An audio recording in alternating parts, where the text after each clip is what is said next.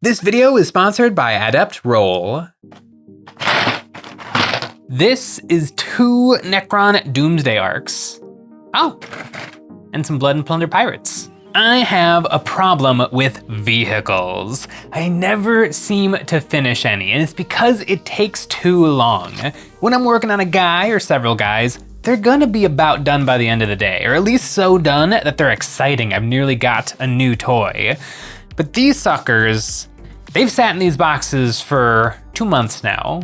I was really in the mood for my Necrons. I had just finished playing in a RTT, a Rogue Trader tournament, bringing my Necrons. And after playing, I was really excited and I thought, you know what would go well with my Necron list is 2 more Doomsday Arcs. And so I bought them and I cracked them open, started putting them together, got one of them about done, and then started working on the other one, and then I just put it away for a day. And then that day turned into 2 days, and then that turned into 2 weeks, and then it turned into 2 months, and I'm still sitting here without 2 more Doomsday Arcs. I can't keep letting this get away from me. I gotta dooms my days. I gotta finish these 2 Doomsday Arcs so that I can finally have a good number of Necron vehicles in my army, and so I can get them off my painting desk. The Doomsday Arcs are one of the biggest Necron kits out there. These kits can build either the Ghost Arc Transport or the biggest gun in all of Necron history. It's also showing its age a little bit. It had a lot of mold lines to sand and scrape. Also, the chair that the pilot sits in is tricky. It's held in 4 legs that connect to the rest of the vehicle. The gap on these is pretty bad, although I don't know how much it matters because it'll sit inside of the ship. I want to make it nice. I used my Dremel to sand the gap smooth and then spread out some Tamiya putty to get it really smooth. Once that was dry, I sanded it to perfection with some sanding twigs, and now I can move on to some of the armor. The center console is a mess of spindly overlapping armor plates. That's pretty much true for the entire vehicle. The skeletal nature of Necron architecture makes for some really cool looking vehicles that are very hard to build and paint. After some more gap filling and sanding and gluing on the rest of these pieces, this section was done too. Now to move on to the guy. And for some reason, the guy is 9 pieces. I already glued together one guy, so I feel like I don't want a second guy in the exact same pose. I dug through my Necron bits and found this arm for the Necron Immortals box. I carved the handle off of his fist and glued it on. Now he's different enough from his buddy, and I still have that arm, so I tossed it into a baggie and some other Necron down the line is gonna get to be pointing. Now this big brick of a cockpit is done, time for the weapon, the Doomsday Cannon. One of the best guns in 40k, and it better be. The Necrons are the absolute peak of technology. The only real question will be, do I pop Merciless Reclamation Stratagem or not? This gun is winning the game on 3s, but it could be 2s. When is it worth it? Well, that question becomes a lot easier to answer with the help of today's sponsor, Adept Roll. I love me some Warhammer 40,000 and putting together all sorts of weird and wacky lists. Previously, I would do this all with good old pen and paper, but now Adept Roll takes care of all of this for me. Whenever I'm list building, tournament prepping, or just plain curious, Adept Roll makes all my Warhammer calculating fast and fun. It's easy to set up my scenario, attacking or defending, shooting or fighting. The app does all the calculations and simulations for me. All new this month, Adept Roll now has the ability to set up multi-unit strikes and defends. Maybe I'm wasting my time with these Doomsday Arcs, and Canoptech Doomstalkers would be more survivable. Plug in a Leman Russ battle tank into the attacker slots and both Dooms into the defender, Adept Roll calculates it all for me. The Doomsday Arcs win on survivability, and reversing the roles, the Doomsday Arc wins by a mile in the damage department, cutting a Russ in half.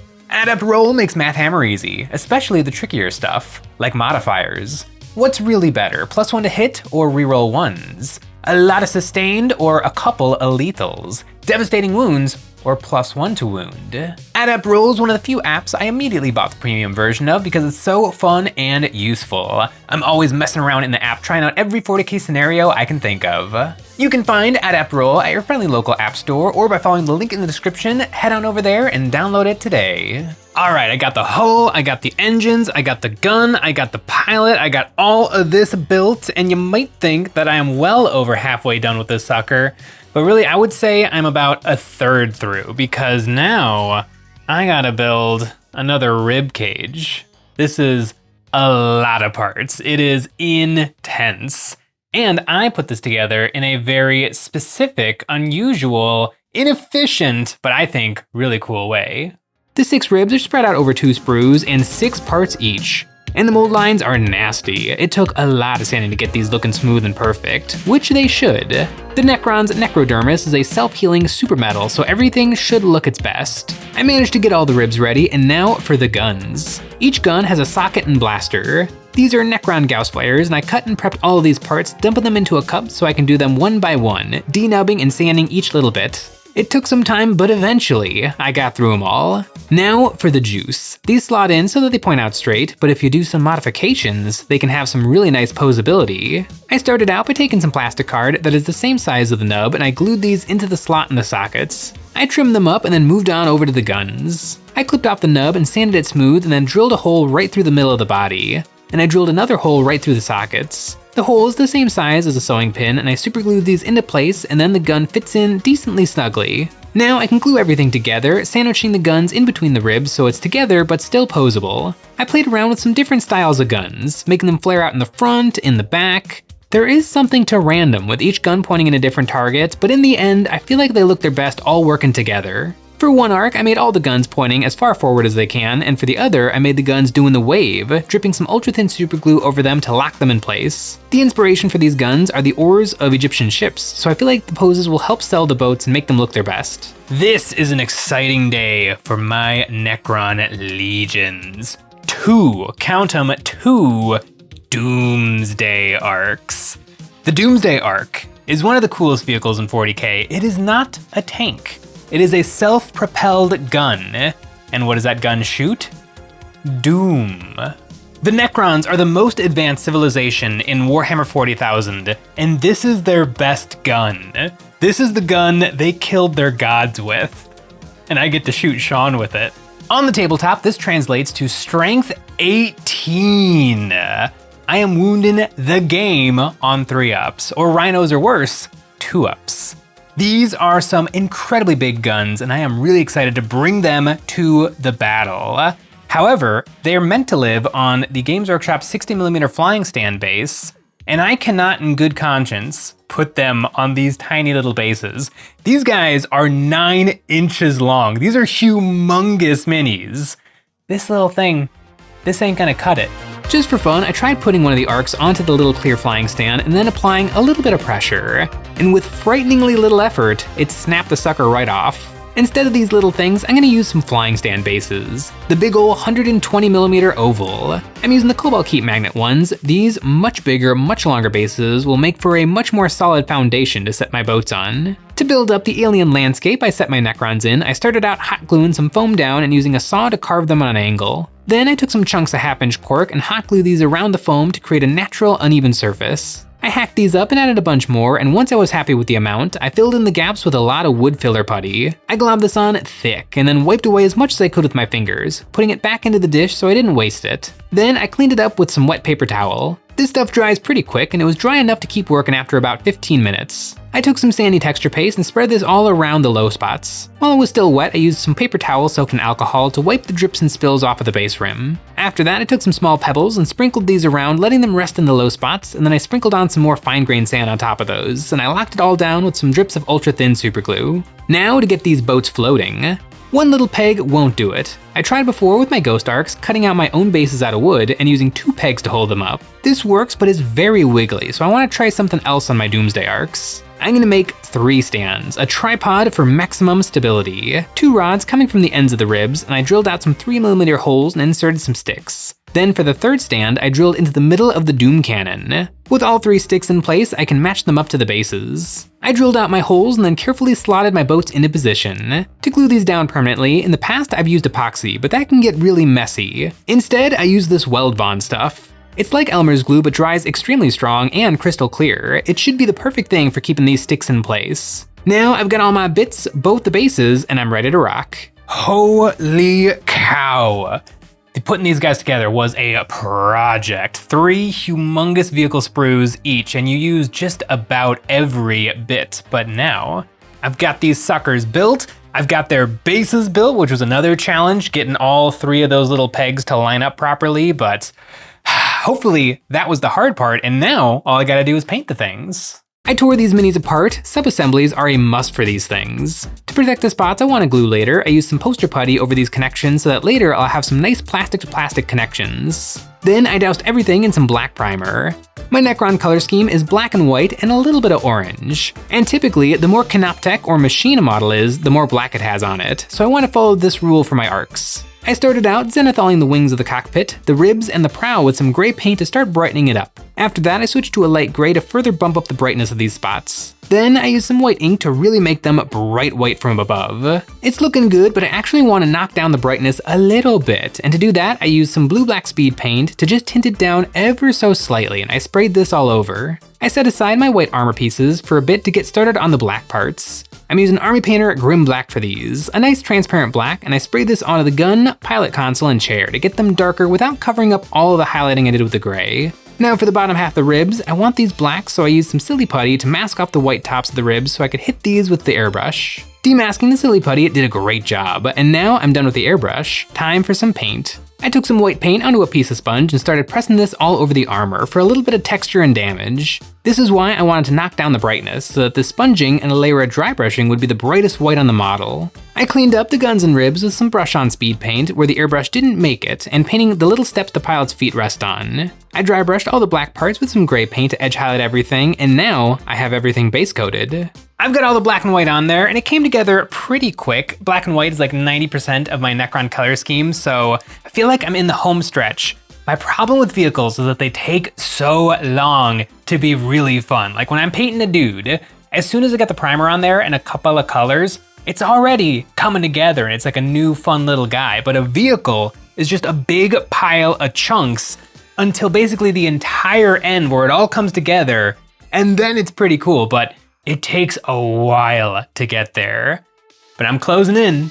The next step on the road to vehicles is the orange glow. I started out spraying the exposed power coils with some white paint. I sprayed this white onto the information balls on the pilot's control panel, and then once that was done, I went over these spots with some red ink. The white provides a nice foundation so that the red will look really bright and glowy. Now to get some orange on there. I mixed some inks together with white to get a nice bright yellowy orange. I added a little bit of Fugan orange wash to get it more vibrant, and I sprayed this over the red, creating the brightest spots of this Necron energy glow.